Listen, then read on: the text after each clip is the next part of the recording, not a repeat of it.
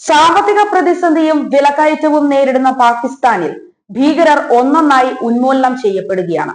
കഴിഞ്ഞ ഒരു മാസത്തിനുള്ളിൽ കൊല്ലപ്പെട്ടത് നിരവധി ഭീകരരാണ്. ഇപ്പോഴിതാ പാകിസ്ഥാന് ഒരു വിക്കറ്റ് കൂടി നഷ്ടമായിരിക്കുകയാണ്.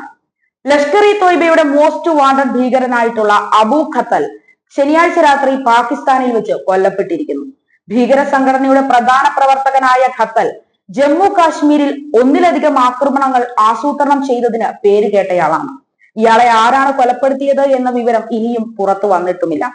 26/11 മുംബൈ ഭീകരാക്രമണത്തിന്റെ സൂത്രധാരൻ ഹാഫിസ് സയ്യിദിന്റെ അടുത്ത സഹായിയായ അബു ഖത്തൽ ജൂൺ 9 റിയാസിലെ ശിവ്ഖോരി ക്ഷേത്രത്തിൽ നിന്ന് മടങ്ങുകയായിരുന്ന തീർത്ഥാടകർ സഞ്ചരിച്ചിരുന്ന ബസ്സിന് നേരെയുണ്ടായ ആക്രമണത്തിൽ നിർണായക പങ്കുവഹിച്ചു.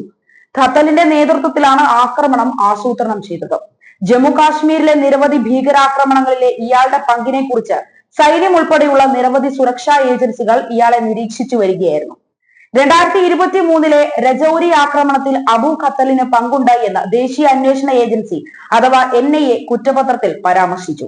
NIA അന്വേഷണങ്ങൾ പ്രകാരം ജമ്മു കാശ്മീരിലെ ന്യൂനപക്ഷ സമുദായത്തിൽ നിന്നുള്ള സാധാരണക്കാരെയും സുരക്ഷാ ഉദ്യോഗസ്ഥരെയും ലക്ഷ്യമിട്ട് പാകിസ്ഥാനിൽ നിന്ന് LET ഭീകരരെ റിക്രൂട്ട് ചെയ്യുന്നതിനും അയക്കുന്നതിനും മൂവരും ആസൂത്രണം ചെയ്തിരുന്നു. അടുത്ത കാലത്തായി അജ്ഞാതർ പാകിസ്ഥാനിലെ ഭീകരർക്കുണ്ടാക്കിയിട്ടുള്ള തലവേദന ചെറുതൊന്നുമല്ല. പുറത്തിറങ്ങിയാൽ തട്ടുമോ എന്ന് ഭയന്ന വീടിനകത്ത് തന്നെ ഇരിക്കാമെന്ന് വിചാരിച്ചാലും രക്ഷയില്ല. വീട്ടിൽ കയറിയൊക്കെയാണ് അജ്ഞാതർ പണി കൊടുക്കുന്നത്.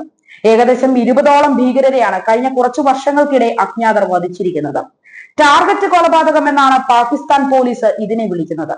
പാകിസ്ഥാനിൽ നിന്നുള്ള മാധ്യമ റിപ്പോർട്ടുകൾ പ്രകാരം ചില ആളുകളെ ഇവിടെ തെരഞ്ഞെടുത്ത് ടാർഗറ്റ് ചെയ്യുന്നു.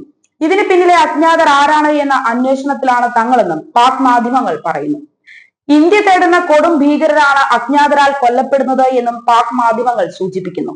ഇതിനിടെ ഇന്ത്യയുടെ വിദേശ ഇന്റലിജൻസ് ഏജൻസിയായ റിസർച്ച് ആൻഡ് അനാലിസിസ് വിംഗ് അഥവാ RAW ആണ് ഇതിനെല്ലാം പിന്നിലെന്നാണ് അഭ്യൂഹം.